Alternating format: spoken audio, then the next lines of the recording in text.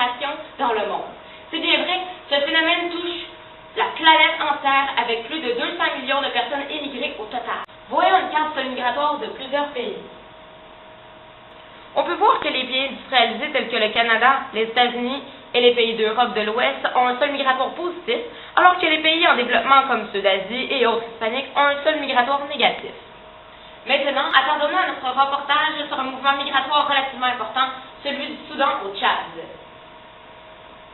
On peut donc voir que depuis la crise du Darfour de 2003, le solde migratoire du pays est négatif, ce qui veut dire que plus de personnes sortent du pays que rentrent au pays. En effet, plus de 200 000 personnes se sont réfugiées au Darfour, province du Soudan, au camp de réfugiés du Tchad de 2003 à 2005. Pourquoi? À cause de la fameuse crise du Darfour ayant débuté en 2003 et qui a causé plus de 300 000 morts selon l'ONU. Cette crise du Darfour consiste en un conflit entre les nomades arabes et les sédentaires du pays. L'aspect économique prend une grande importance puisque les deux groupes veulent prendre possession des terres agricoles, mais également du pétrole. Le problème, c'est que les ressources se trouvent principalement au sud du Soudan, mais aussi dans la province Darfour. C'est pourquoi on arme des hommes, appelés Janjaweed, pour faire fuir ces personnes de leurs terres et en prendre possession. Le gouvernement est plus contrôlé par les Arabes, puisque la capitale Khartoum est plus au nord, où vivent la majorité des Arabes, et c'est lui qui armerait les Janjaweed. De plus, des mouvements rebelles s'opposent à eux, toutefois en attaquant aussi les villages et les habitants. Alors, cher public, nous avons suivi la situation migratoire de la famille Djaga de près durant leur transition du Soudan au Tchad. Ils vivaient paisiblement à Miram, au Darfour, et ont dû se déplacer dans un camp de déplacés à Zalinjay, à environ 6 km de leur maison. Puis partir pour un camp de réfugiés à Bredjing, au Tchad, autour de plusieurs autres camps de réfugiés. Les voici au début de notre reportage en 2005, et voilà leur histoire, un dur périple du Soudan au Tchad.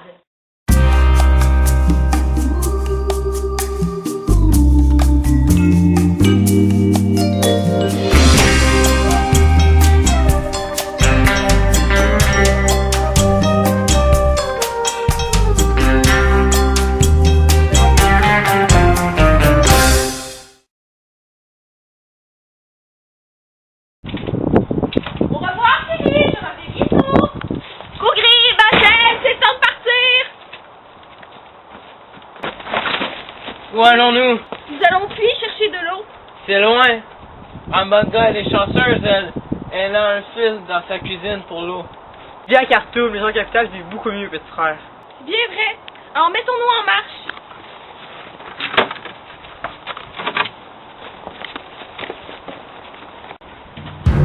C'est quoi? Maman, c'est quoi ça? Les Janjaweed! Les Janjaweed! Oh non. Les Janjaweed! Il faut se cacher, Ici, maman!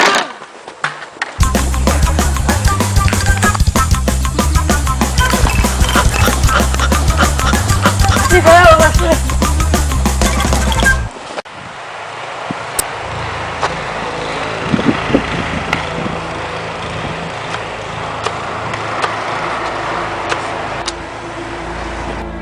Rito, il est encore à la maison?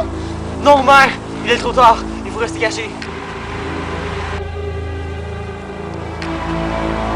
Non.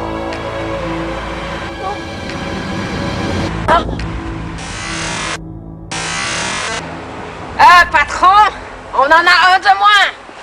Non. Non.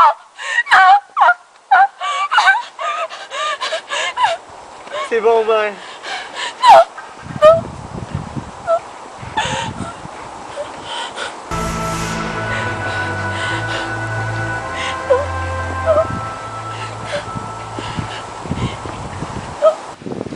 Papa, il faut partir. Il pourrait revenir. Mais comment est-ce qu'on va faire pour vivre? Maintenant que tous nos biens sont détruits, que mon mari est mort. J'ai entendu qu'il y avait des camps déplacés à Zalinjay.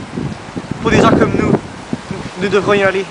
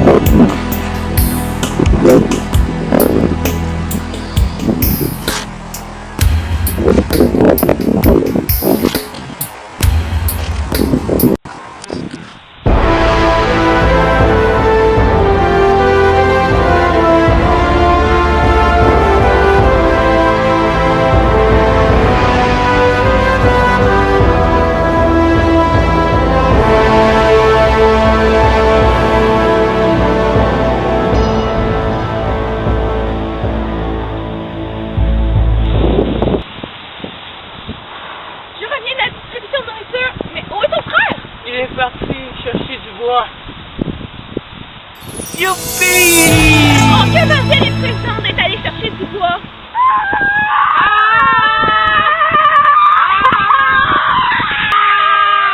Rentre à l'intérieur, rentre à l'intérieur!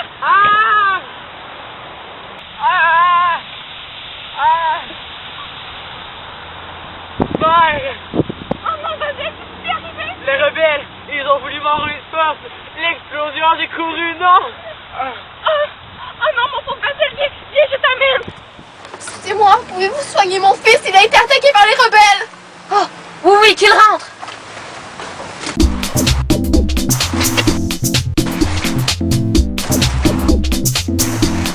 Tiens, mon grand, bon rétablissement. Merci. Je ne veux plus perdre un autre membre de ma famille à cause de la guerre. Je ne veux plus vivre dans la terreur. Il faut partir d'ici. Tu dis que c'est notre famille et puis nos ancêtres? Nous n'avons pas le choix, mon fils. Mais où devons-nous aller? Nous devrions aller au Tchad. Il y a là-bas des camps de réfugiés et nous y vivrons mieux. Vous avez raison, mère. Là-bas, il n'y a pas de guerre et c'est juste à côté du Soudan. Allez, mère! Allez, Kougri! Maman, pourquoi devons-nous voyager la nuit? Parce que nous ne voulons pas nous faire attaquer comme d'autres réfugiés ont vécu. Ouais, nous sommes enfin arrivés! Yeah! Oh, regardez, il y a une école. On va pouvoir apprendre à lire et à écrire. Oh, et ici, ils distribuent les vivres! Et surtout ici, il n'y aura pas d'incendie ou d'attaque de Janjaweed. Allons nous installer.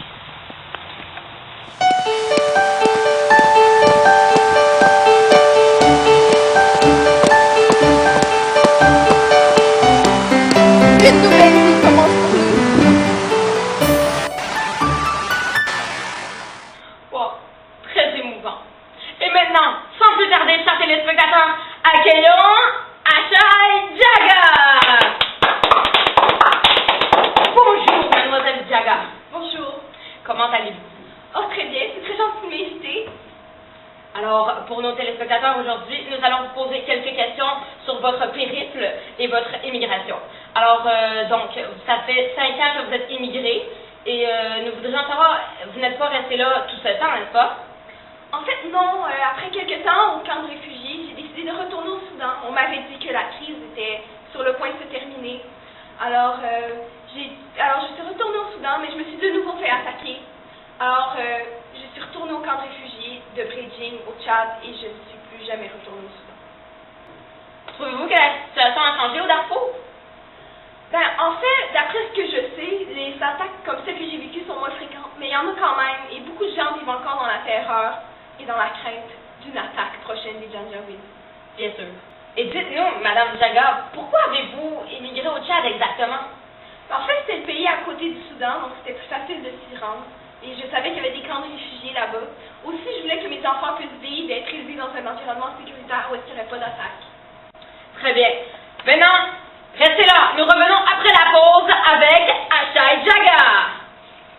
Ici Raymond. Ceci est un message d'intérêt public. Merci de recycler. Nous sommes de retour à notre émission aux 4 coins du monde avec Ashai Jaga. Maintenant, prochaine question, Mademoiselle Jaga. Y a-t-il des désavantages à votre situation? Mais en fait, je vois plus ma famille qui habite toujours au Soudan. Et c'est triste parce que je les aimais beaucoup. Aussi, j'aurais voulu ne pas avoir à quitter la terre de mes ancêtres, le pays de mon enfance, où j'ai toujours vécu, puis me retrouver dans cet environnement où j'ai aucune porte d'attache. Effectivement. Et dites-nous, Madame Jaga, y a-t-il d'autres aspects négatifs?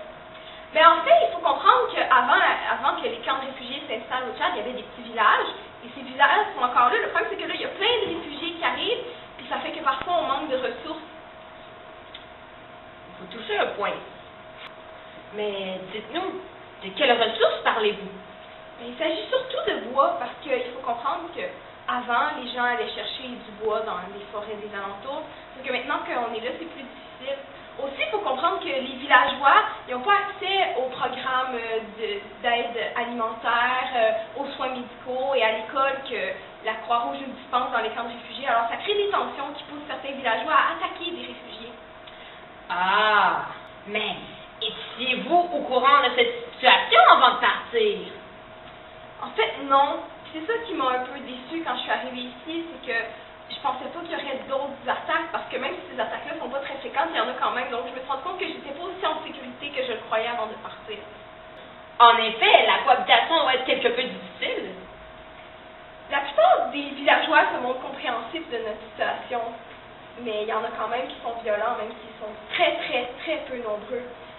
Mais je vois bien dans le regard des autres que la plupart des gens nous considèrent comme des voleurs. C'est horrible. Pourtant, regrettez-vous d'avoir immigré?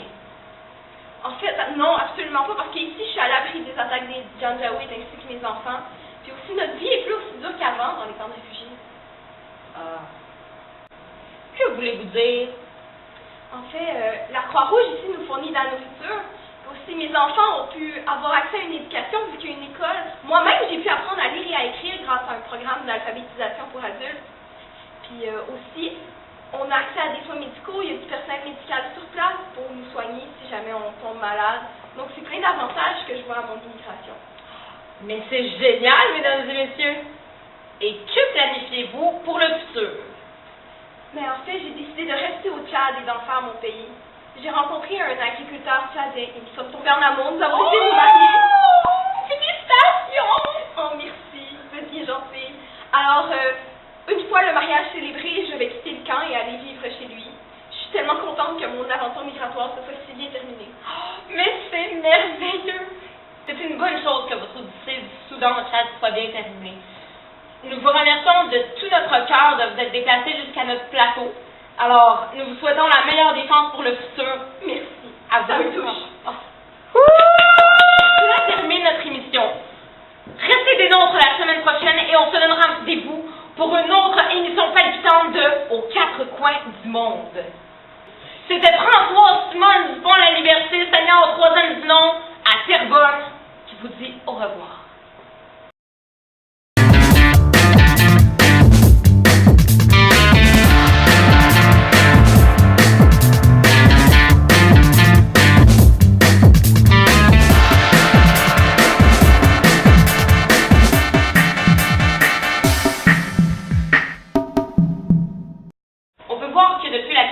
De 2003, le seul négatif on s'est déplacé dans un camp de déplacés à Zalingay. Ouais, vie à Khartoum, les gens vivent beaucoup ça, Khartoum. Passez! Caché. Out.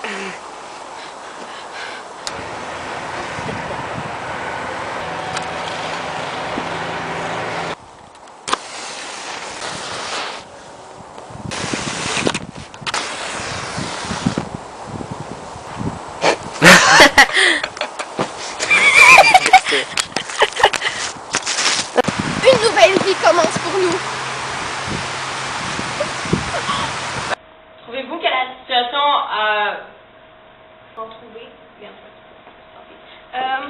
C'est quoi ces... Merci. en effet, la cohabitation. Que planifiez-vous pour le futur? Mais en fait, Cela termine votre palpitante. Merci de